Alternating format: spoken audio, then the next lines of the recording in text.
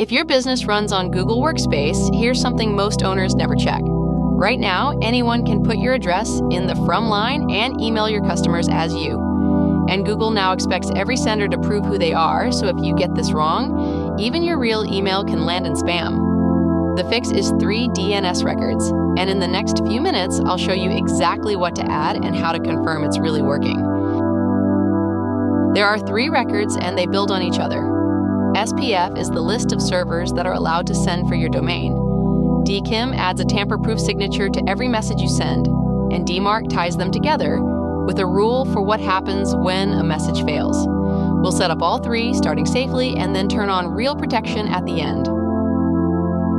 Let's start with SPF. Sign in to wherever your domain's DNS is managed, which is usually your registrar or your host, and add a new TXT record.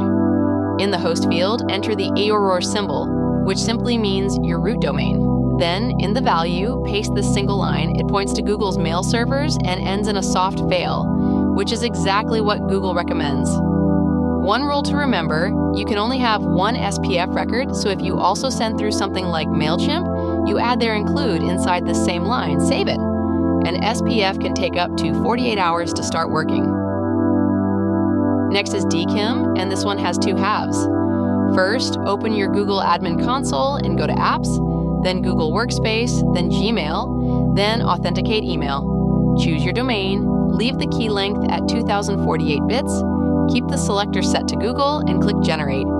Google hands you a second record to publish, copy it, go back to your DNS, and add it as a new TXT record using the host and value shown here. Save that, then return to the Admin Console and click Start Authentication. Just like SPF, give it up to 48 hours to go live.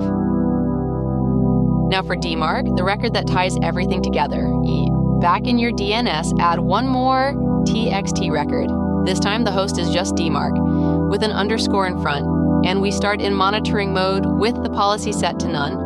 That means Google watches and reports back to you, but it doesn't block anything yet, so there's 0 risk to your email while you check things over. The record also includes an address, where your daily reports get sent. One heads up though, those reports arrive as dense XML files that are almost impossible to read by hand, which is exactly the problem we solve next. This is the step almost everyone skips, actually confirming that it works. Connect your domain to TrustYourInbox, and we read those raw reports for you. You'll see every source that's sending under your name in one place, which ones pass and which ones don't. Your dashboard shows whether SPF, DKIM, and DMARC are all aligned in green. And if a record is wrong or missing, we tell you exactly what to paste or fix it for you in one click. No more guessing whether you got it right. Once your reports look clean for about a week and you've confirmed that all your real senders are passing, it's time to turn on real protection. Move your policy from none to quarantine for a small share of your mail. Increase it gradually, and finally set it to reject. At that point, anyone trying to send as you get stopped at the door. The only reason this feels scary is the fear of blocking your own email. And that is the whole point of watching your reports first, so you know the exact moment it's safe to flip the switch. So that's the whole setup. 3 records, start safely in monitoring, verify that everything's passing, and then ramp up to full enforcement. Do it once and you take back control of your domain for good. Trust your inbox.